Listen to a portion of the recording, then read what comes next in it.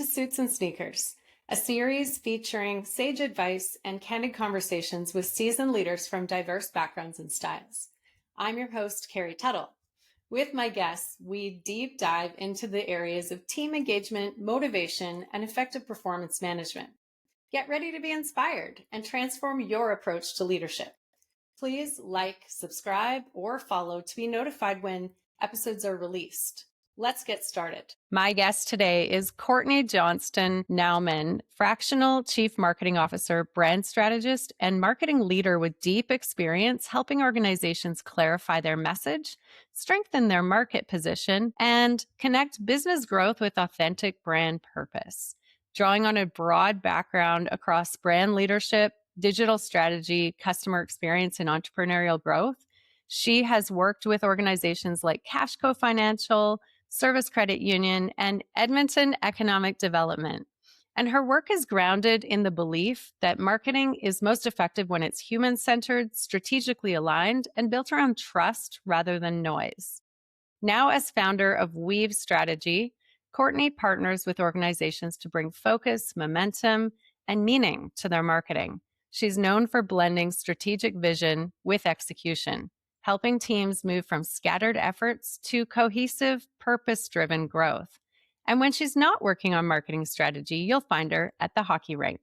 Courtney, welcome to Suits and Sneakers. Thank you, Carrie. It's great to be here today. Yeah. And so give us a little bit of background. How did you get to moving through some of these marketing roles? And really, what's your strength in marketing or your favorite part, maybe? You know, I often talk about my day job as a blessing because I get to do what I love to do every day, all day long. So it doesn't ever really feel like work, which is a crazy thing. But you know, my journey started in entrepreneurial studies, really wanting to eventually end up in a place where I owned my own organization, own my own business. But I knew I needed to enter kind of the corporate world and cut my teeth and learn from all the amazing people in the industry. So started in municipal, kind of quasi-municipal, I guess, if you will, with Edmonton Economic Development. Learned a tremendous amount about how to bring one voice to a very unique message, and then entered Service Credit Union. I spent a ton of time on customer experience there. So getting really to the root of what's the problem we're trying to solve for. And then, you know, later took that into my time at CashCo Financial, which was really very purpose-based. So it was this building blocks towards where I ultimately am today. Wonderful. Yeah. And I think all of us, when we're going up sort of the ranks in leadership, we might have an idea for a business in the future, but it's really working in those teams and having that experience leading people that helps form our foundation for starting a business. Yeah, absolutely. And you know, for me, it was in those worlds, I was always focused on one brand. And now I have the opportunity to work with multiple brands who have trusted me with bringing strategy to their organizations. And so it's a really unique opportunity to take what I've learned and my background and apply it into organizations such as High Street Ventures out of Kelowna, Veld Homes out of central Alberta. So I'm really starting to kind of hone in my ability to support those organizations and many others. That's amazing.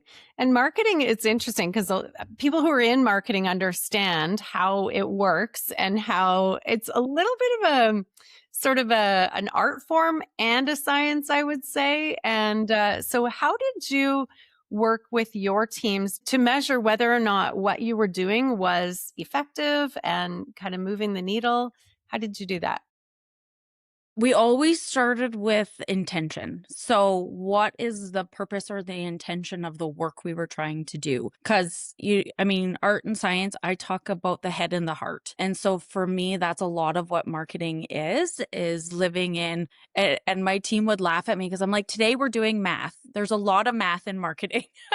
When you're really looking at your pipeline and you're looking at your growth objectives and what you're trying to drive towards. So there was that science, that math behind it. And so we would get really clear on where we were going and what we were trying to accomplish. And then you start to reverse engineer it into, okay, what do we have to do in order to get it there? And then we would connect it with what's the story we're trying to tell. and what are we trying to make people feel when they're engaging with the brand that we're talking about. And so you have to start to bring both of those elements together before you can really set down and lay down the foundation of what are we measuring and how are we going to get there. Yeah, it's so interesting to me because, I'm more in the sales space, and there's sort of a similar parallel where we're trying to tell a story, make people feel something, and there's a bit of art and a bit of science, a bit of math. Yeah, and and the biggest partner I had was in operations and sales at CashCo Financial, and sometimes you get the, "Oh, marketing and sales don't always, like, work together." Hmm.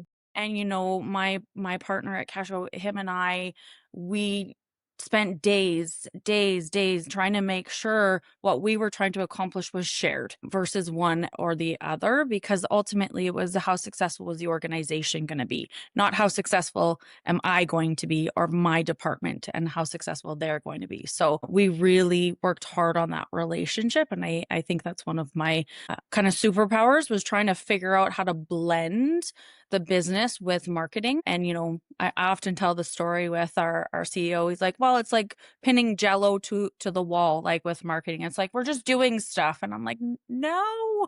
So you got to get it centered on that strategy and get that conversation at the table, which was really important for me. You also were, I understand, part of a bit of a team turnaround. Can you talk a little bit about that? Yeah, my last stint at CashGo, I think we had 3 turnarounds, both within the marketing and communications department, really trying to figure out what roles we needed to have in order to accomplish the strategy we needed to work with. And then we had an executive turnaround where we had a founder transition to a board and a new CEO come in. And so that really changed the dynamic of a founder-led organization versus a management led organization. And we spent a lot of time trying to figure out, again, what's the strategy that we're all pointed towards? What are we all trying to accomplish? And we had to spend a lot of time kind of smoothing out the edges, if you will. We all come in with our own perspectives, and we were the CEOs of our department, and we needed to be accountable for the work that we needed to do, and we had to really kind of set that all at the door and sit down and talk through what makes the most sense as a group. So that was really important. And then the biggest part of that, though, was communication. So everything in my world is anchored by words. And if you sit with my peers that I've worked with, they will tell you my motto is words matter. And each one represents something you're trying to do or accomplish. And we had to really lean into that communication because we didn't want to leave anybody behind as we were going through this transition. Okay, let's dive a little deeper on that one, because just the idea of digging into communication, right? Leaders all know communication as a concept is important, As but a then, concept. yeah, how did you apply that to the amount of change that you were going through? It was difficult. It was one of those moments that test your patience, if you will, because I'm like, we should just understand it. Like everybody should just know. And that wasn't the case at all. And we had to really look at each other and say, okay, what are you coming to the table? Like, what do you know when you're sitting at this table? Because I think I know something different. And so you had to really peel all of that back before you could all get on the same page, because we were all coming to the table with different information, different insights, different perspectives and opinions of what we should be doing or how we should be doing it. And so communications is, I had a mentor of mine when I first started in at Edmonton Economic Development. She said to me, if there's nothing else you do, make sure the words you write can resonate with the audience you're delivering it to. And I was like, oh, because I just thought, oh, I'm just, hammering away at emails and shipping stuff off. And she's like, take a minute, make sure that it really makes sense for whoever's going to be on the other end of your communication. Mhm. And so that stuck with me through my entire career. And I really take that into every room that I'm in. And that's really where we kind of shape and like, what words are we using? How are we using those words? What's the definition behind the word? Because my definition of a word and yours could be entirely different. Yeah. Yeah, absolutely. It's interesting you bring that up. Do you have an example of where you composed a message and thought it was really clear, and then perhaps somebody interpreted it in a different way? Oh my gosh, so many. Um, and usually it happens to me when I'm in a rush and when I'm just like, just need to get it off, and it has no bearing on me in terms of like impact. And I've shipped off a message. I've done this with a couple of my colleagues, and I'm like, okay, we need to get this done. Go. And I'm usually 100 yards ahead of them. And they're like, whoa, what are you talking about? And that's usually when I come into encounter like where I need to stop, slow down, and maybe deliver more of an intentional note or have a face-to-face conversation. We are in the world of technology, and sometimes the emotion and the meaning get lost in that too. And the why, right? Like a lot of 100%. people, you can tell them, I need these 3 tasks done, and they understand it intellectually, but they don't understand why you're asking for it. And so it really helps. A lot of people need that context just for themselves, but also it helps create a better result because they understand why you're doing it.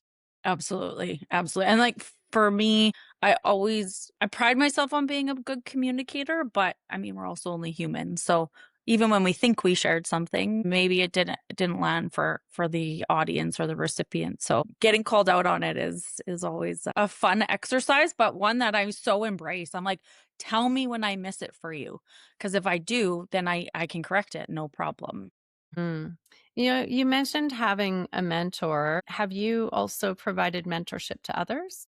I have I've been drawn into this world of mentorship as a passion project, if you will. Whether it's by virtue of being in leadership roles and being a female in leadership roles and really wanting to lend my knowledge and my expertise to people, or just because I so deeply and passionately believe in supporting people on their journey, I've just kind of taken to it. And I've mentored about 10 females inside of different organizations, as well as folks coming up through school. I always offer that, and I'm always a resource for students. I've done some work with students as well. So just being a sounding board and a safe space for them to kind of voice their thoughts or what's going on in their world has been like a gift through my journey. That's been one of my biggest gifts and opportunities. Mm, of course. I mean, when I think of becoming a leader, having a mentor is so important to help guide you along the way with all the experience that you can share. As a mentor, how do you approach that mentor relationship and structure it?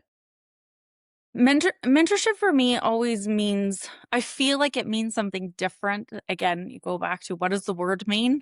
It means something different to me because I feel like we've lived in this very linear world where mentorship is concerned, and the space has changed. Work has changed. The environment has changed. What we have access to has changed. And so whenever I'm working with somebody, I'm always talking to them more about and use common business language. Who's on your mentorship board?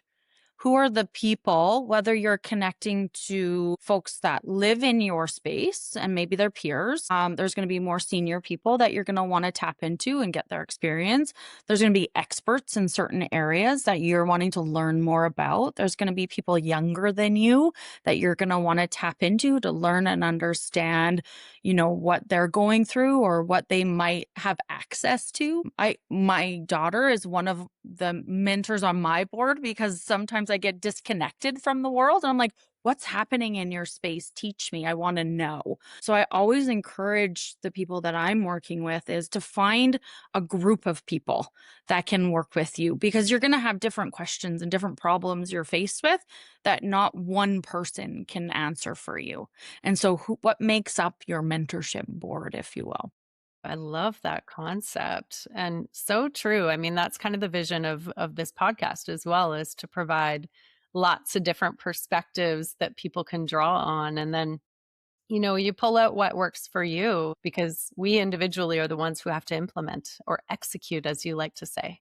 Yeah, and they don't have to live with you forever either, right? Like, mentors can come and go based on a point of time. And so, I often think too about, depending on what you're solving for.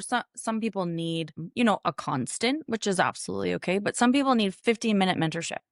Like, I just have a question and I'm going to tap somebody in my network and I'm just going to be super curious Hmm. and try and soak up what I know. And then I'm going to get out, and that's okay too. Those are all different forms of mentorship. It doesn't have to be a very specific, like one size fits all, very linear approach to it. So when you've mentored you said about 10 women that you've worked with, how do you kind of set up the frame for the relationship? So I'm a firm believer in you have to be the master of your own destiny. And so I offer it. I'm always very open and offering, but I need the folks that are interested in it to own it. And so before we go anywhere or do anything, I'm very specific about, what it takes, because it's not always easy. Sometimes it feels like a therapy session because you're breaking down different parts of, barriers you might have or mental blocks that you might have. And that takes a lot, like that's hard work. It's not easy to do that self-reflection. And so I'm very honest and upfront about what that feels like and what that journey can be for them. And then I give them the tools to engage with me. So if I'm the one constantly reaching out to you, then that means this isn't a relationship that's going to work because I'm working harder for it than you are. And so I always find mentees that want to work harder than I'm going to work for them, Hmm. that really want to learn and grow. And so we really set the stage in terms of what that foundation looks like and the expectation. And then we kind of just carry on because it is a bit of a choose your own adventure. Like I kind of start everybody at the same spot, but once you dig in, the problems look very different and the support might look very different. So then we have to figure out what makes sense and what's meaningful. So when you say you start everybody at the same spot, what is that for you? So we kind of sit down and just have a quick chat about their goals and what they might be needing, whether it's training and development or leadership support and as they're growing in their career. And so get a good foundation for that and get a good understanding. And then they typically get a bit of a package from me. So a starting note that really sets out the ground rules and kind of the cadence and the process and the approach. And then we set up our, whether it's biweekly or monthly, depending on, what's of interest. And then we just start to build together. It sounds like there's unstructured structure. Absolutely. Yeah. There's beauty in the messy, but there also, when you're on a journey like that, having some control over it feels important. Anyways, it does for me. So knowing that they have something to ground them in and a resource they can refer back to. So I have them live in both worlds. Hey, very cool. Have you ever had somebody ask you for advice on giving mentorship? It's a great question. Not really. I have to be honest. Usually it's, and I always nudge that concept of giving back. And I actually do it more with my kids than anybody because they both play hockey at a very, very high level. Both of them have had leadership roles on their teams. And I'm always kind of poking at what are you going to give back into the space that you're so passionate about. So unsolicited advice, I guess, if you will. So I don't know that people know they have that to offer back until they kind of get there themselves. Because sometimes it's almost in my world, you feel a bit of the imposter syndrome. It's like, what do I actually know that could help somebody? Like you got to believe in that. And so you don't always feel like you can give that. Yeah. Well, If and I that think makes sense. absolutely. And I think most people don't even know to ask. For example, No. I had somebody ask me for mentorship, and I was sort of like, great, mentor versus coach versus leader, right? Like there's What all is these it? roles we play. Mhm. So, how do I be an effective mentor? So, I'm sure you have a lot of wisdom you could share there. I have a project that I'm working on and I'm writing a book around mentorship. And yeah, so again, such a passion project. And it's that journey into itself is a discovery process for me of understanding what is my true point of view on it and what can I offer, and what can I learn.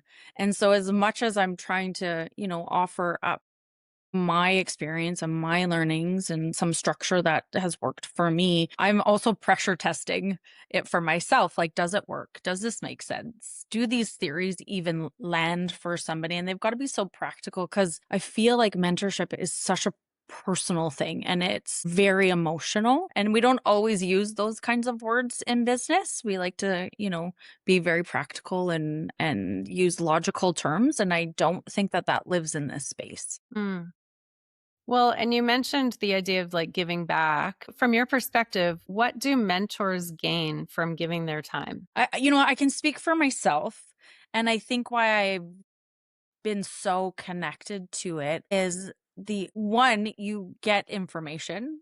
So as much as you're giving, you get so much back in that regard because you're learning other people's experiences and what's worked and hasn't. I think you get a sense of energy from that connection. And I am self-proclaimed introvert. So I don't do big groups all the time. Like it stretches me. It makes me kind of get out of, can I? For sure. Do I love it? No. I love the one-on-one. I love the personal feel. And you kind of get that through my marketing work too. There's a human at the center of everything that we do. And so finding the way to connect to that human, whether it's through marketing or whether it's through mentorship, is so important. And I always get so much out of that. Yeah. What have you seen some of your mentees accomplish? I've seen them accomplish some really tough conversations. So, whether it's through looking for a promotion or even more responsibility or looking for more money. So I've seen them go through that journey. I've seen them go through training journeys. And so a lot of what I talk about is what's your toolkit?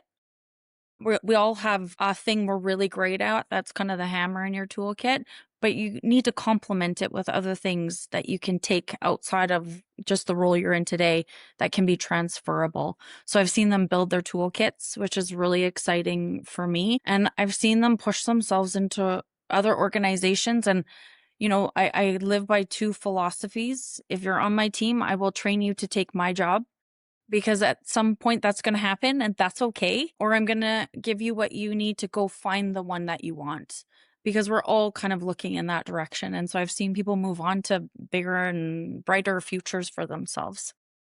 Amazing. How would you describe your leadership style? I always ask this question of other people when I have to get a good pulse of it.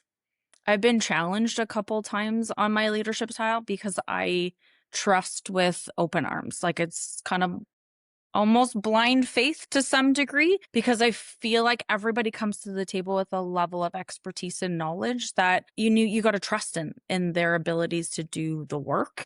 And so I'm pretty hands off in that regard. I let you own your space. I let you drive decisions. I let you come to the table with ideas and different things like that. And I really create, in my mind, I hope, a really trusting environment where you can challenge. Because I don't believe in kind of that single voice driving, directing. Every voice needs to be at the table and every voice needs to be trusted to ultimately get us to our ultimate goal, which whatever that shared vision is. And so I really operate with that. I'm very real. I'm pretty raw. I'm pretty open and honest.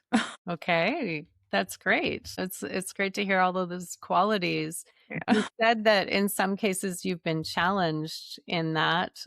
Do you have a story you can share where Absolutely. Yeah, no, a team of mine, probably 3 or 4 years ago, we were going through, I mean, I guess what you would call a bit of just a brand strategy shift, like not a big overhaul, but there was change happening. And we were moving at a very fast pace because we needed to get a lot accomplished in a very short period of time. And I almost left them, I gave them too much room and it was too much for them. And they called me into a room and they're like, okay, listen, this is not working anymore.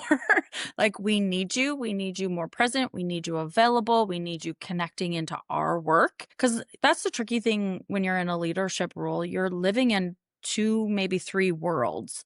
And so I started asking them, like, what hat do you need me to wear today? because sometimes they need the leadership hat, sometimes they just need direction, sometimes they need somebody in the weeds with them doing. And so I had to adjust my approach because it wasn't a one size fits all, and it kind of got away from me because I'm like, okay, we're good, we're going. And they're like, absolutely not. Time out. You need to come to back to the table and we need to figure this out together. And so, it was shared with me very early in my career, like, what is a strength overused can be a weakness. And so I overused that strength that it actually caused some impact for them. So we had to recalibrate. Yeah. Well, and some people are okay with a little bit of that ambiguity in their job function or the project function. And other people need clearer instructions to Yeah. know whether or not they're on the right track. And, Yeah. and both are okay. Yeah. Living in the gray, I call it. I'm like, how much gray are you comfortable with? That's a great question to ask your team.